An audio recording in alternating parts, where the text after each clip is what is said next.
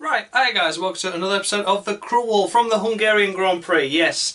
Good racing, not really much overtaking, bit of a shame about that. It could have been a really lively race, but wasn't in the end unfortunately. But some good racing, some good teamwork as well. And yes, this is the 100 subscriber special where one driver will be scoring 100 points and one driver will be scoring minus 100 points. So let's wait and see how that goes, shall we? See who I think deserves the big scores this weekend. So, let's have a look. The race winner was, of course, Sebastian Vettel. Had a steering issue off the line with his steering wheel being off-centre after the safety car period initially, and had to drag it all the way home like that. So, commendable effort to do that. Of course, it was unusual for him to drive with the steering wheel off-centre, and he said it got worse as well, but, you know, he did manage to hold on for the win ahead of his teammate Kimi Raikkonen, which was, of course, a good thing for him, but Raikkonen wasn't really going to attack or do anything silly. But yeah, overall a good win for Sebastian Vettel. Firmly puts himself back in the championship hunt now and extends his lead once more over Hamilton. But yeah, Vettel did a good job, solid weekend, a perfect 10 for you. Pole position and the win, of course. Next up was his teammate Kimi Raikkonen, another fantastic drive by him. He wanted to get past Vettel. He was whinging and moaning on the radio like something rotten, because I genuinely believe that Raikkonen was the faster car this weekend. Certainly in the race anyway. Unfortunate not to get pole in qualifying, but there you go. And yeah, he did a solid job. He did what Ferrari wanted him to do, which was obviously play second fiddle in order to let Vettel win and for them to get a 1-2. But to keep the Mercedes at bay. So did a really good job, Raikkonen, teamwork wise, as well as in terms of a position for himself and not putting Vettel under too much pressure. Let's be honest, he could have got past him if he wanted to. I personally think so anyway.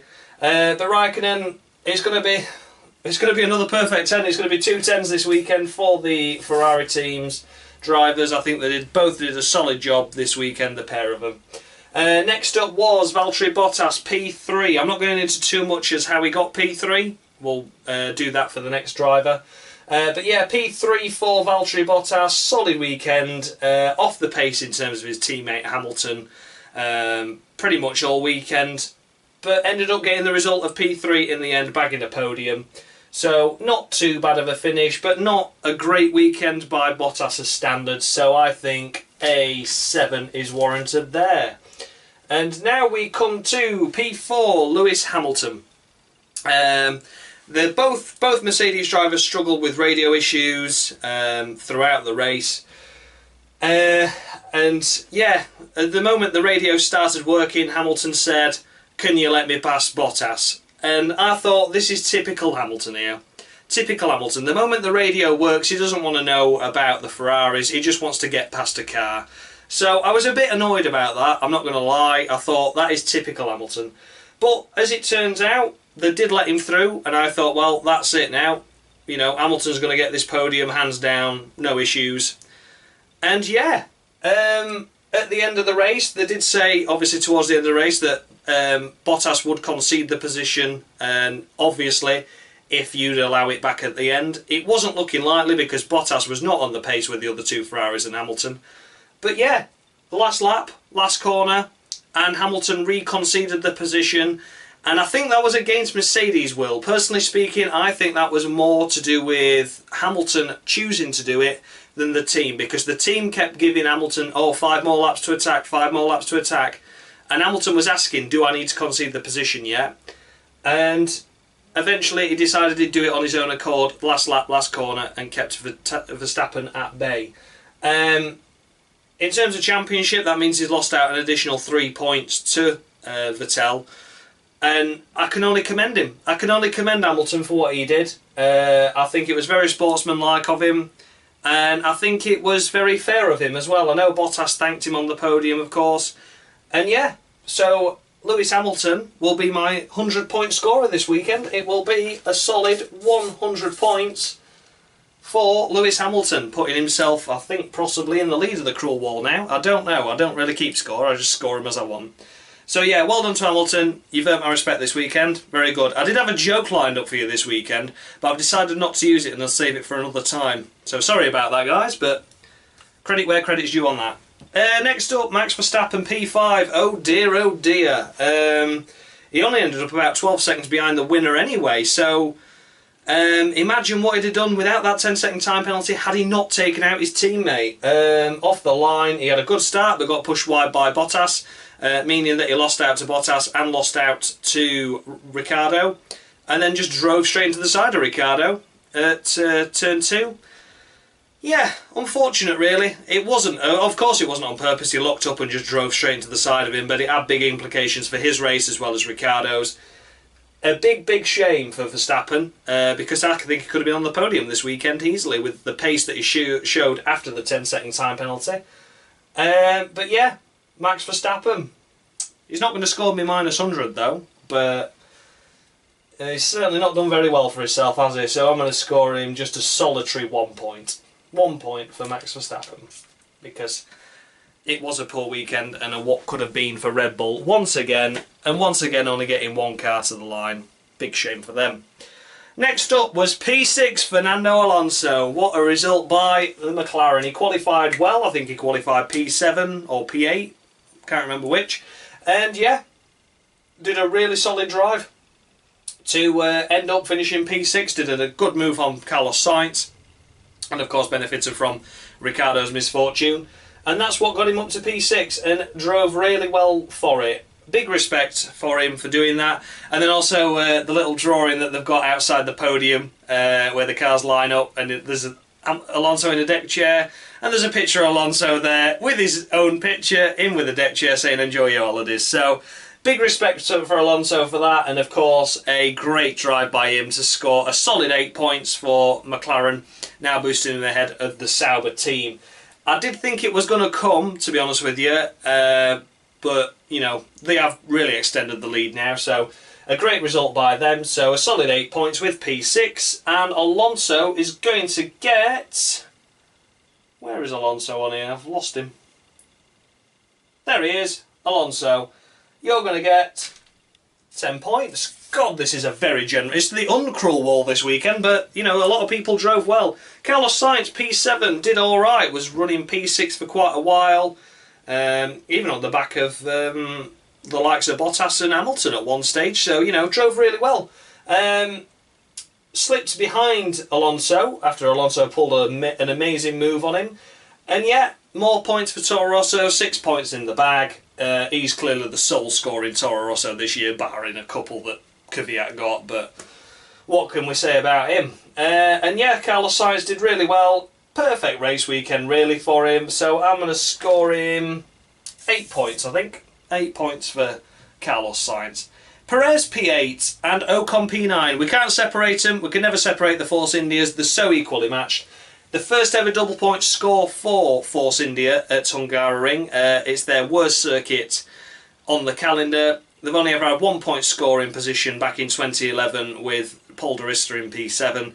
Then they had one last year after Palmer spun with Hülkenberg scoring a solitary point. And apart from that, they've had no other points finishers until this point. So, there were a lot of points there, wasn't there? Point. Yeah, but yeah, Perez P8, Ocon P9 after qualifying P12 and P14 respectively. Perez was the one that was out-qualified by Ocon as well. But yeah, great weekend by them once again. So evenly matched on the cruel wall and so evenly matched this race as well. So yeah, Hungary, good weekend for Force India. That's another 6 points to their tally for this season. And yeah, 7 points each, I think. I think that's a fair weekend for them. Good result, Force India. P10, Stoffel van Dorn, his first point of the season. I'm so chuffed for him. Had a misjudged pit stop where he outbraked himself and nearly killed his front jackman. Wasn't ideal. And yeah, he did a really good drive. Was fortunate to scrape that final point because Hülkenberg then had a problem in the pits, but you know, he deserves a good result, Van Dorn, and this point will give him the boost. Almost scored points at Silverstone, but a pit stop again, that wasn't his fault, that was the team fault. Cost him points there, so he has deserved this point at last, thank God for that. A great result by him. So Stoffel van Dorn, your first points of the season, I'm going to give you... I'm going to give you 9 points. 9 points just because you were slightly behind your teammate in terms of pace and in qualifying again as well. So fair play to you, Van Dorn, solid weekend. I'm pleased you've scored a point. P11, Daniel Kvyat. It was Kevin Magnussen that finished 11th on the road, but got a 5-second time penalty for pushing Hulkenberg off. Danny Kvyat, P11. I'm really not interested in him anymore. Really not. He is as bad as Palmer. He's just annoying me. What can I say? You know, you've got Sainz running up 6th, 7th in races. Danny Kvyat was down in 14th for most part of the race until a couple of incidents kicked off in front of him, like Hulkenberg getting pushed off and Magnussen's penalty, and that's it. He gets promoted to 11th. But apart from that, crap. Absolutely shite, Danny Kvyat.